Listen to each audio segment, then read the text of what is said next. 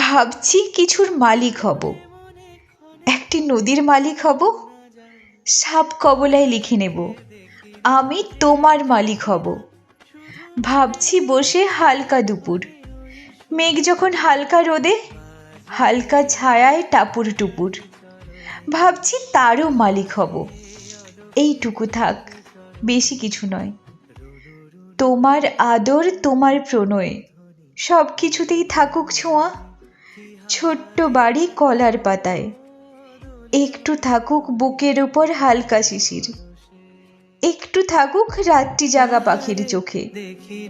ভাবছি আমি মালিক হব, কিনে নেব ভাবের জগৎ 16 আনা।